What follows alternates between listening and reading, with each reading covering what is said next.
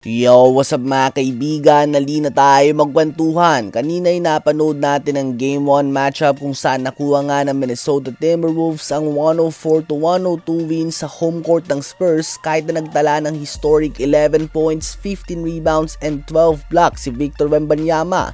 Si Anthony Edwards sa madalas na matrash talk sa kapwa niya Stars ay naging totoo nga kay Wemby at sinabi nito sa postgame interview na talagang kakaiba nga daw ito mga kaibigan. Nagsisilipakan nga daw ang mga tira nila at talagang protektado nito ang pinta.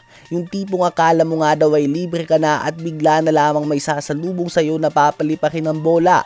So andun nga ang respeto ni Edwards kay Wemby, subalit sa uli nga ay nangibabaw ang experience ng Minnesota Timberwolves na dalawang sunod ng taon na nakapasok sa West Finals at malaking kudos nga kay Anthony Edwards mga kaibigan. Supposed to be ay Game 3 o Game 4 pa nga siya babalik, subalit Game 1 pa lang ay naglaro na kagad siya at naging malaking tulong nga siya sa team na ito lalo na ang kanyang 11 points sa 4th quarter.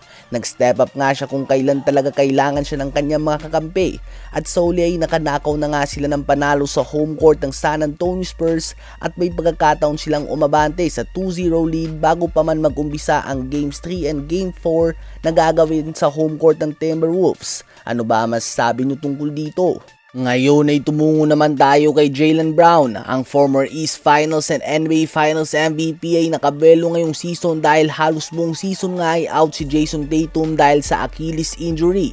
Pinakita nga ni Jaylen Brown na kaya niya din pangunahan ng Celtics offense bilang ang kanilang number 1 option. Nagtala nga siya ng career best 28.7 points, 6.9 rebounds, 5.1 assists and 1 steal per game. Isa din siya sa mga top MVP candidates ngayong season at talagang mas na-appreciate ng fans ang kanyang galing matapos ang pangunahan ng Celtics team na ito sa top 3 ng East. Bagamat kinapos sila sa season na ito at napaaga ang uwi sa first round ng playoffs, sinabi nga ni Jaylen Brown na ito umano ang best season para sa kanya. Even better nga daw mga kaibigan sa taon kung saan sila ay nagkampiyon at nanalo siya ng Conference Finals and NBA Finals MVP. Isang malaking statement nga ito na kung ikaw ay si Jason Tatum ay hindi mo alam kung paano mo ba ito tatanggapin dahil sinabi nga ng kaduo mo na ito ang best season kung saan halos buong taon na hindi ka naglaro. So tila ba mas masaya nga si Jaylen Brown kapag nakakabelo siya at nasosolo niya ang takbo ng mga play.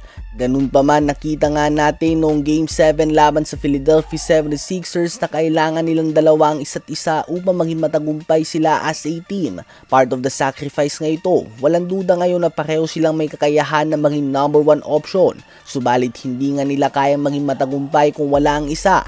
Kaya naman malaking tanong ngayon ay kung kaya pa ba ni Jaylen Brown na bumalik sa pagiging number 2 option matapos na makatikim ito ng pagiging number 1 option ngayong season. Ano ba masasabi nyo tungkol dito?